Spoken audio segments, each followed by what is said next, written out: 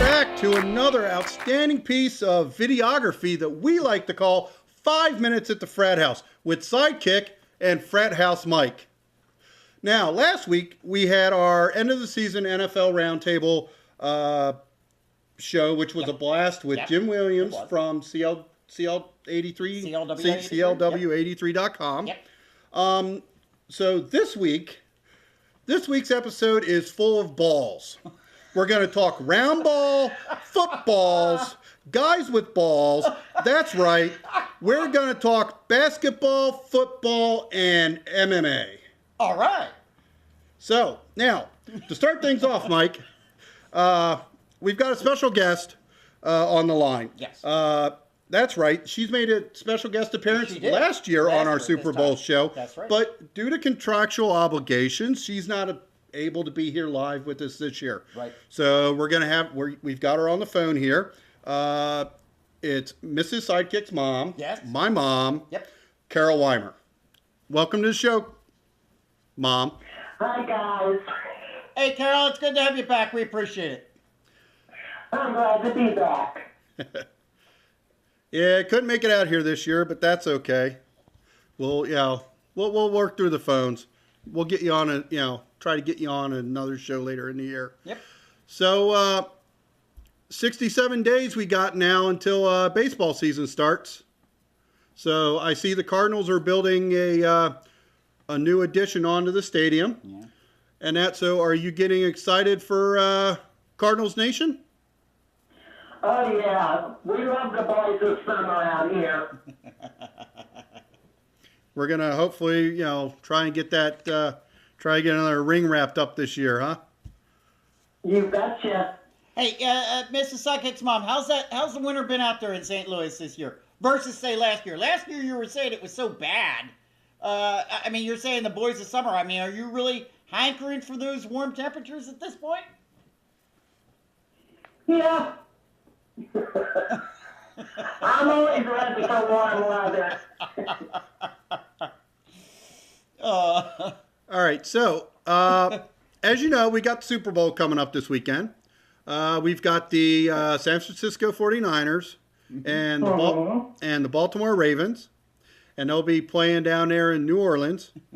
So who do you got this weekend? Okay, I'm going with the Ravens. And can you tell us why? Well, it's not technical, it's more personal. Oh, okay. It was living on the East Coast for so long and having friends from Baltimore. Oh, I thought perhaps maybe you really you had a thing for Joe Flacco or something. Those nice pants that they got. Yeah, exactly. All right, Mrs. Sidekick's mom, I got a question for you. Now, and look, I need your help here. I need you to kind of chastise your son a bit. Are you following the St. Louis Blues? To a degree, yes. Okay, well now when you say to a degree, what do you mean? Are you like keeping track of what's going on in the NHL, or aren't you? Did the lockout thing really disappoint you? Because see, he refuses, and frankly, I think as a sports analyst and as somebody on this show, I think it's required of him that he must report on what's going on in the NHL, but he refuses to. And I need your help in letting him know that he's not doing his job. Oh, okay. Yeah, Dave, you got to get yourself on board.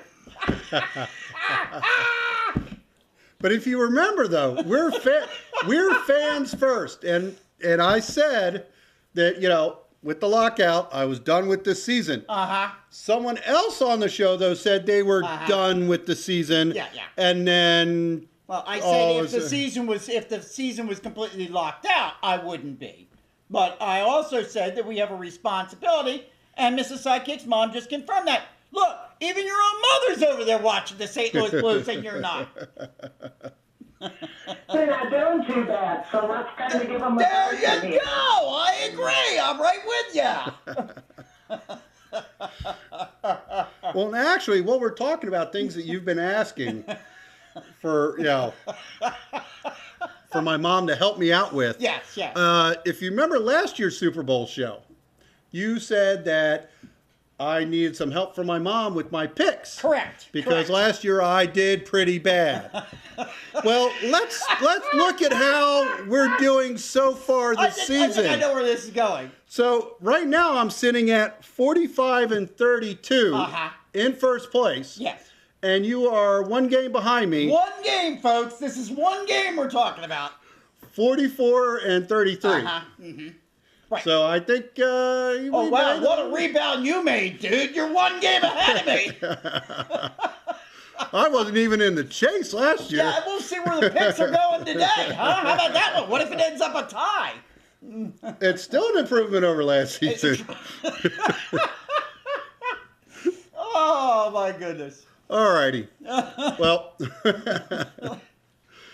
oh, too much fun. Too much fun. Absolutely. So, all right. Well, we're gonna move on. So, we will hopefully have you on again at some point in the future, Mom. Yep, we got your pick. We got your pick. You're picking the Ravens, and we're gonna put that right into our mix and into our thinking this evening as we go through our own. Okay, then, guys. So, all right. Stay safe. Be warm. Talk to you later. We're gonna get you here next year. Too. We want to get you here next year live. All right. All righty. Too much fun and just the perfect way to start our pre-Super Bowl show, huh? I mean, just outstanding. For those of you that have been following us for quite some time, you might recall that we in fact did have Mrs. Sidekick's mom here live with us last year. Yep. And if you have never seen it, got to go back. Got to go check it out. It's over on YouTube. It's right here on our channel. Number 22. Go check it out. It's a great show. Actually, it was a really terrific show. And this one's starting out to be pretty good, too. And you know what's funny about that last year's show was I was sitting here complaining about the union transferring Sebastian Letou and just going off on the union for doing that. And where are you today? And a year later, where are we? Letou is back with the union. Back. Oh yeah, there were a lot of great things. We got rid of that clown of a coach that we had, and the first thing they did in the offseason was bring back Sebastian Letou. We got some great stuff in that particular show. Go check it out. But we got a great show here planned this evening. You want me to take back over? Sure. Oh, okay. All right. I just want to check. We got a big game coming up. We've talked about it already. We got a the biggest game coming up of all of sports coming up in just a couple of days. But before we get to that, I thought perhaps maybe what we ought to do is just run around and take a look at a couple of other leagues that are currently in play. Yep. And I thought we'd start it off with the NBA. And what the NBA looks like at this point right now. About halfway. They're a little bit more than halfway through their season. Half of their season is now in the books. And at this current time right now, lo and behold, the New York Knicks are right now leading the Atlantic Division. Nobody really kind of thought it. I know I didn't. I really didn't think my Sixers were going to be anywhere, but I really didn't think it was going to be the Knicks either. They're a 28-15 record, albeit they're 5-5 in their last 10. And I've been bringing up to Jonathan constantly on Fan Junkies Radio. I'm not quite sure. 5-5, and they've been kind of hanging that way. They're starting to look a bit, dare I say mediocre? I'm not quite sure. Nonetheless, they're still 2.5 games in front of right now the Brooklyn Nets. Over in the Central Division, well, we've got a replacement for the Indiana Pacers from just 2 weeks ago when I said, surprisingly, the Indiana Pacers were leading the Central. Now the Chicago Bulls are up on top, 28-17, 8-10 in their last 8-2 in their last 10, and now a game and a half in front of the Indiana Pacers. Over in the Southeast Division, I don't think anybody's surprised here. The Miami Heat, 29-13, 6-4 in their last 10, and now 4.5 games in front of the Atlanta Hawks. When we go over to the other conference, the Northwest, OKC. And this is just a mirror. I mean, we saw this last season. We're seeing it again this season. OKC, Oklahoma City Thunder, 34-11, 7-3 in their last 10. Absolutely. 6 games in front of the Denver Nuggets, and now are starting to really look like they're playing out in front. In the Pacific Division, we talked about it before. Boy, oh boy, it's an LA team, but it ain't the Lakers. How about that? It's the Clippers. 34-13. 7-3 in their last 10. 5 games in front of the Golden State Warriors. Where are the Lakers? I believe they are probably in third. Yes, they are. They are in third place right now. They are in rehab right now. Yeah, really. How about Couples the record? therapy. How about the record of 20-26? This team is imploding. And Jonathan and I have talked a lot about it over on Fan Junkies Radio over the past couple of weeks. Xanax, anyone? What a mess. What's that? Xanax, anyone? Something. They need something over there. But, without a doubt... It's like I picked the wrong week to quit amphetamines. Yeah, exactly. Without a doubt, in my opinion, right now, the biggest and strongest team right now in the NBA has got to be the San Antonio Spurs out there in the Southwest Division. With a 37-11 record, 9-1 in their last 10. They have not lost a game, Sidekick, in the past 2 weeks since I last reported on them. They haven't lost a single game. 6 games in front of the Memphis Grizzlies. And they're nearly perfect at home. They've only lost 2 games at home. I'm telling you, the Spurs really look... I mean, if you had to put early odds on who's going to win the NBA championship, all 3 of the teams coming out of the Western Conference are very, very strong. You almost hate to see any of them lose, to be honest with you. Yeah. But you'd have to put your early bids right now on the San Antonio Spurs. And that's our round ball roundup from the Frat House for this week. We'll be bringing it back to you again next week. I guess I'm doing this one solo. Now, here we go. I got to go talk about the NHL. I will talk about the NHL. I'm going to be the only one talking about the NHL because you know who won't talk about the NHL. He wouldn't even talk about it to his mom. Can you imagine that? Why are you going to talk about the NHL? You know, you are a disgraceful son. Really, honest. And not to mention a really bad sidekick. All right. Oh, well. Standing my ground. I'm looking for the least possible amount of responsibility. Yeah. Absolutely. All right. So let's go take a look at where things stand right now. We are 2 weeks into a 48-game shortened schedule in the NHL. 2 weeks in. And what's been my assessment? I'm glad you call that schedule and not season. Oh, now you got a comment. You want a comment? You want to make a comment? God, you can commentary all through this. Hey, Doc, how come you're so cantankerous today? All right.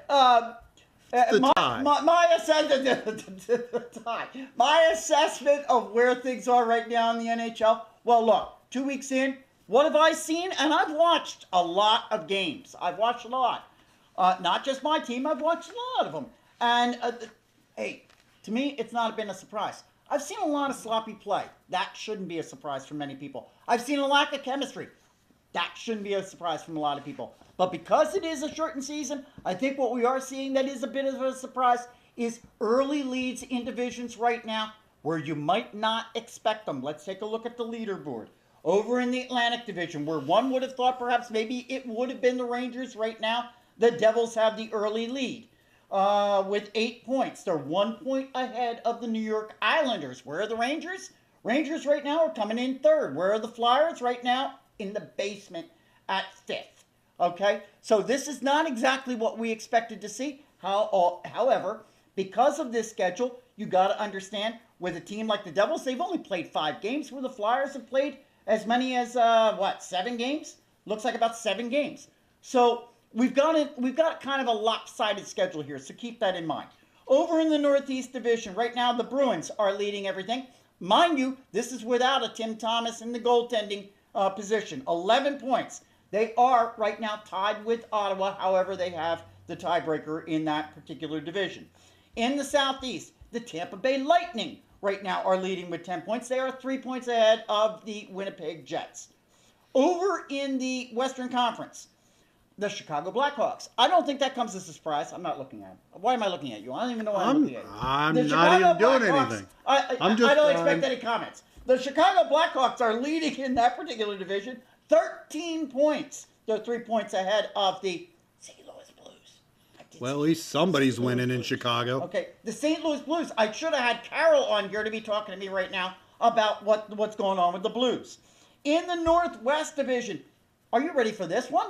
The Minnesota Wild are running wild. 9 points ahead right now. They got 9 points. They are 1 point ahead of the Edmonton Oilers. And over in the Pacific Division, on the heels of Patrick Marleau, who in fact scored and broke a 95-year-old NHL record. He scored 2 goals in his first 4 games of the season, 8 goals in 4 games. Right now, that team does not have a single loss. 12 points. They are 5 points ahead of the Anaheim Ducks. Did you say Merlot? I'm more of a Zinfandel kind of guy. Marleau. Yeah, yes. Zinfandel. Well, I don't know about you guys, but I need a drink. Especially after having to sit through that. Alrighty. I guess you're ready for me to talk a little NFL football. I think, guys, that's what who isn't ready to talk about football? I mean, come on. It's well, Super Bowl then I'll tell you what. Let's go over and take a look at the biggest game of the year. And listen, it's not just the biggest football game of the year. It is the biggest sports game of the year, of all of sports. We're moving closer and closer now to Super Bowl 47 on Sunday at 6:30 between the San Francisco 49ers and the Baltimore Ravens. And we talked a little bit about it last week in the roundtable.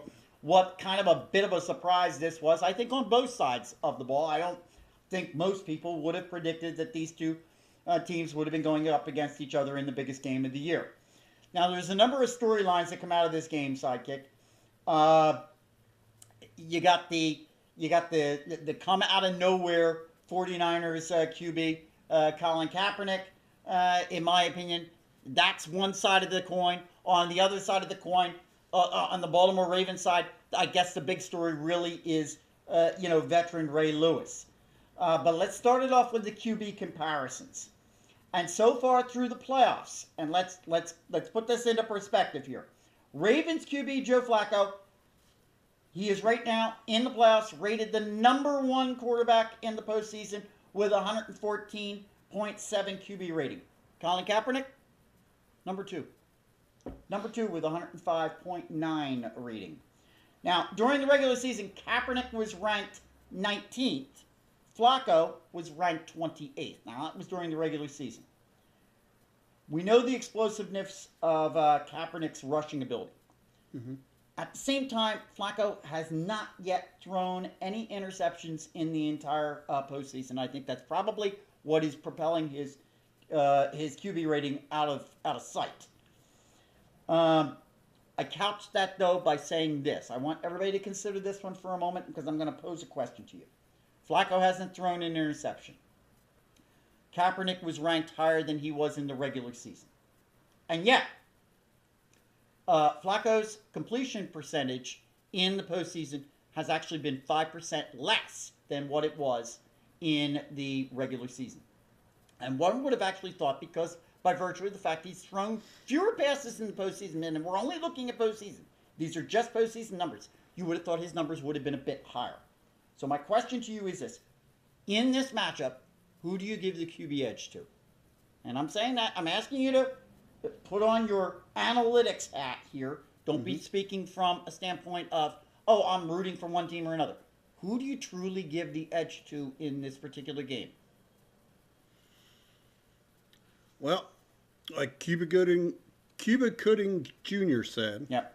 Show me the money. I'm going to say Joe Flacco. And we know where I stand on, without actually getting into picks. Anybody who's been watching the show knows where I'm going with, or, knows probably where I'm going on my pick. Right. But I think that in the playoffs, he's come out and he's playing like a man possessed. Yes. I think some of the reason you're seeing these numbers out of Colin is you're now in the playoffs. Mm-hmm. So, one, it may be a little bit of nerves. And I think the 49ers have struggled a little bit at the quarterback position in the playoffs. Mm-hmm. And because of that, you've seen him running. Mm-hmm. and he's not able to make the passes he was able to make during the regular season. He's getting a little bit spooked, and he's starting to take off, and he's starting to run. Right. Because that's his fallback. Now, he didn't 2 weeks ago. We did not see a running game out of Kaepernick 2 weeks ago. It was the week before that where he had like 181 yards. Right. 2 weeks ago, they went to a passing right. game. Right. They completely Against the Falcons. They completely changed up the game plan completely. I mean, where everybody was expecting him to run, I guess my question is, what would you expect Kaepernick to be doing this week? Since we really don't know what Kaepernick is going to do. I mean, in 1 week, he's running the ball for 181. In the NFC Championship game, he's not running for more than 21 yards. Right. So what Kaepernick do we get on the field this week? See, and that's the magic question. That's the X factor. Exactly. That's exactly what I was just going to say. That's the X factor you have with Kaepernick playing. And I think that's, very generally speaking, I think both teams match up well. Yes. But Kaepernick is that X factor. Mm-hmm. That you're not going to, that's going to be the difference. But with that said, you're still nonetheless giving the edge to Joe Flacco. Correct. Okay. I think Flacco has been hot in the playoffs, and I think he'll continue to be hot. I agree as well with Sidekick on that one. I agree that Flacco will continue to be the hot hand on this one. Kaepernick, I have always contended, I'm just not sure. And, I'm still... The jury's still out, in my opinion. Yeah. Uncle Mark put up the comment on our Facebook page the other day, or maybe it was just today. 10 starts, man. We're going into 10 starts. That's all we've seen from the guy so far. Yeah. And here he is in the biggest game of the entire sports venue. So, I'm not sure. I mean, it's a nice Cinderella story. But, it is. It's wonderful. But I don't think I don't think we've seen enough from him to, how much is he going to get jitters playing in Super Bowl? Because the Super Bowl is different than a playoff game. Sure. Different than regular season, preseason, Does Flacco go through this game without an interception against that San Fran defense? See, I think he's going to get a pick, and I think it's going to come down to, because it's everybody's talking about that. He's not throwing an interception. Right. He's bound. I think he's going to throw an interception in this game. Yeah. Now, I'll throw one more scenario out there, maybe a prop bet. We'll call this a prop bet. If Flacco doesn't throw an interception and Baltimore wins, is he MVP? He has to be, I think. I don't think you're going to see Ray Rice. Ray Rice will have a good game. I mean, he's Ray Rice. Mm-hmm. But I think you do have to give it to Joe Flacco for this. Because he's been, the dude's been a man on fire in this playoffs. He truly has. It's, whatever demons he had or whatever during the season, because we've always picked on Joe Flacco about he's good, he's bad. I mean, he's hit it, and he's got his stride going, and he's, I don't think there's any stopping him. Let's go over and talk the Baltimore Ravens for a moment. And on that side, what's been the big story? And it seems really, when it comes right down to it, the only story has been Ray Lewis. Here he is. He's playing in his final game. And it just so happens to be the Super Bowl. And I got to tell you, Sidekick, for any other 17-year veteran to be ending their career this way, this would be a classic story. This is a you want to talk about Cinderellas? This is a classic story. 17-year veteran, retiring, had no idea he was going to be at this point, and here's Ray Lewis, last game of the entire season in the Super Bowl. But there's so much controversy swirling around this guy. I'm going to get into a couple of things here real quick. We got the murder case from 13 years ago. I almost gagged to even bring it up myself. But it continues to haunt him. But now you've got the story this week about, did he use any kind of banned HGH in his comeback from the tricep injury just to get back on the field for this particular season? Lewis, of course, is denying it. My question to you, is this a story? See, is it a story? I think it's digging up. Because if you actually look at the story, the same exact story came out 2 years ago. where this guy with this SWATs protocol, which I actually know about because I've actually been investigating this SWATs protocol because it's supposed to be an it's not a steroid. Right. And I've actually, with the training and stuff that I've been doing, I've been actually looking at it because I know. Correct. It's supposed to accelerate healing is what it's supposed to do. Right. Because I know, I follow them on Twitter. I know several superstars that, celebrities that are actually on the protocol at this time.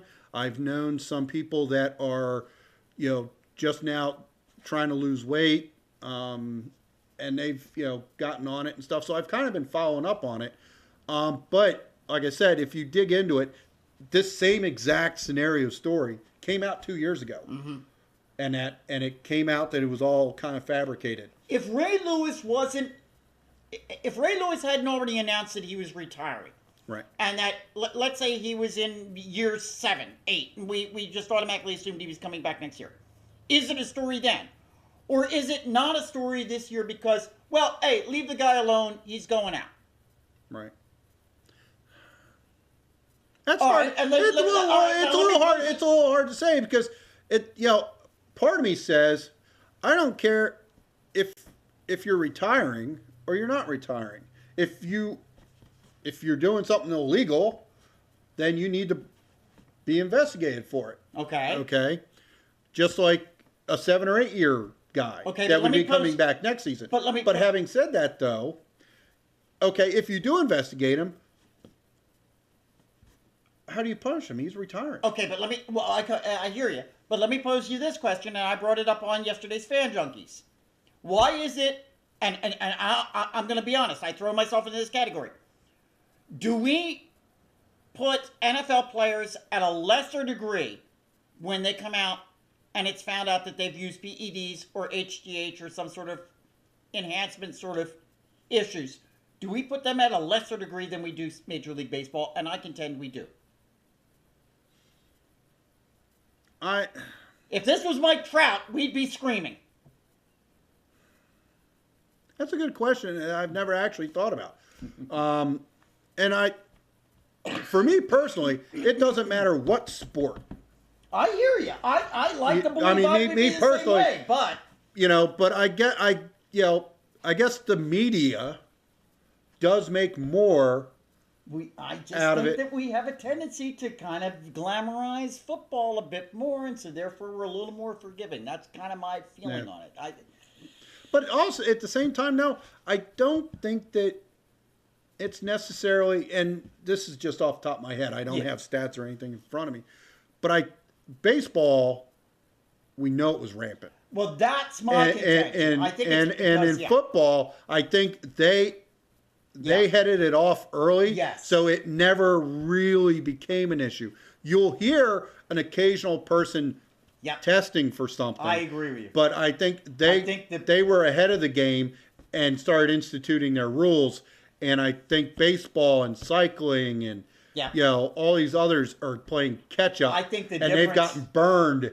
Yeah, I think the difference with baseball is the fact that we've been down this road before, and therefore we don't ever want to see it happen again. Look at NASCAR. And I think that's the difference. It blew up last year in NASCAR. Yeah, but it dies off too, even there. Well, no, I understand that, but it all of a sudden it kind of blew up last year, and now all of a sudden PEDs, there was PEDs in NASCAR I don't think have the same kind of influence as they do in other sports because the others are more considered to be more athletic. That's the difference, I think. I think when we look at our athletic sports, I think it's a little bit different concept. See, I beg to differ a little bit.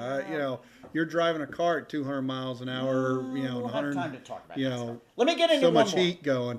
I think there is a certain, as much as people will sit there and say all they do is turn left. Yeah. I think, Let me get into one more sidebar story here, and that's the Har-Bowl.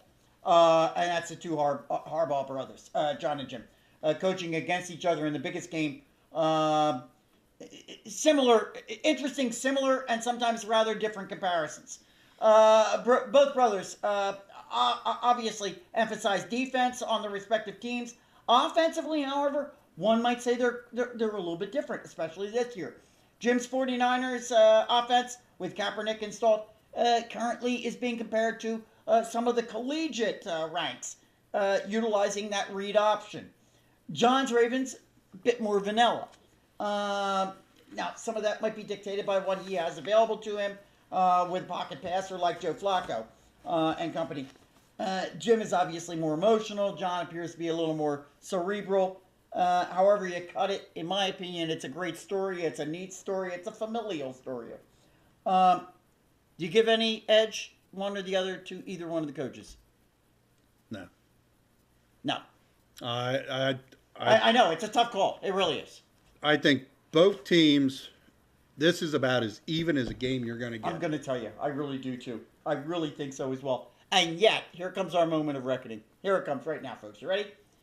And yet, San Fran is favored by 4. Continues to be favored by 4. It opened at 4.5, and yet 2 weeks later it's still at 4.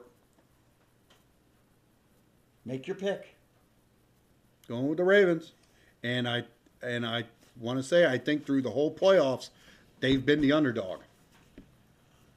I'm going with the Ravens as well on this one. Going with the Ravens. All right, real quick. Frat House Facebook post of the week is football related, albeit a bit frivolous, I will say. But a fun one nonetheless here on this fun evening that we've had. We made a few interior design upgrades here at the Frat House just last weekend. Stripper poles? No, we didn't get those. Oh, damn. But while we were doing that, Jen, our own Jen right here from the Frat House, well, she put up a pic while some shopping was going on about for some new things here. Put up a pic of a Eagles recliner and suggested that perhaps we make room for it here.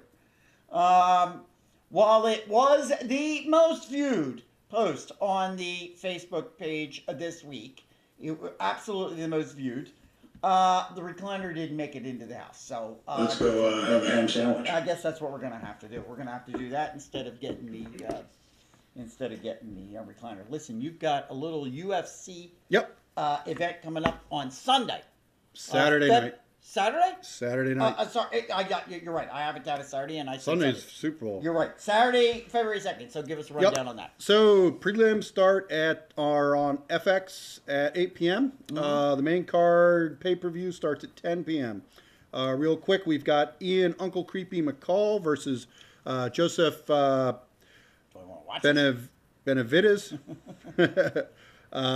Is a flyweight match. We've got Damian Maya versus John Fitch at 170 pound welterweight. We've got Bigfoot Silva against Alistair Overeem, heavyweight match. And then the two big matches I'm looking forward to is Antonio Nogueira versus Rashad Sugar Evans, which is a lightweight match. And then Frankie the Answer Edgar, who I actually worked out with over the summer. Did you really? Yes. The picture's on my Facebook page. Oh, how about that? Is going up against Jose Jr. Aldo. That's the featherweight, and that is a championship match. Wow. All right. Frankie dropped down from the 155 to 145, which is where everybody thought he should have been. So this should be a good championship match this weekend. And this is on Saturday on pay-per-view. Saturday, yes. Okay. All right. Okay. Well, there's been a lively and fun pre-Super Bowl show that we've just brought to you. Let's run around real quick and give our shout-outs, huh? How about Fan Junkies? Going wild over there because of all the NHL stuff. Chat rooms open constantly. Fan Junkies Radio. Jonathan and I have been going nuts on that one as well. Hey, we got an MLB-themed all shows next week. We got guests every week, every day next week lined up. All preseason Major League Baseball next week. We are being rebroadcast. This show is being rebroadcast everywhere. It's being rebroadcast on Fan Junkies Radio on Saturday with me at 3 o'clock. It's being rebroadcast on herbfm.com down in the Baltimore, Washington, D.C. area. Yep. And now it's been picked up by my buddy Carl down from the New Orleans area, down in CLW 83. Now, he's in New Orleans, but CLW 83 is everywhere. All you got to do, CLW83.com. So go there, check that out. Frat House Sports, all of the videos are housed over there, as well as on YouTube. You can get to all of them, and I do have some new content up there. I plan on getting a lot more as we go. Wow, what a show! The show has gone so long, and my voice is actually going. That's how big crazy it's been. But you know what you got to do one more time. You got to keep us real, you got to keep us live, and you got to keep us going. And we're going to see you next week. Enjoy the Super Bowl. Go Ravens. On the 23rd, LaSalle students and fans alike were treated to what might have been the most exhilarating 40 minutes of basketball ever played at the Gola Arena. The Explorers took on the Butler Bulldogs, who were ranked number 9 in the country prior to the Wednesday night game. The winning basket by Ramon Galloway made it in the net with less than 3 seconds left on the clock. It's the greatest win ever. I mean, it's one of the greatest wins ever in my life for me. I know it is for my teammates too. Immediately following, the student section rushed the court, celebrating alongside the players overwhelmed with school pride. The refs, however, forced the students off the court after the Butler coach questioned the final play. We would ask all students, please clear the floor. The game is not... Luckily, everyone got to celebrate one more time. 54, Butler 53.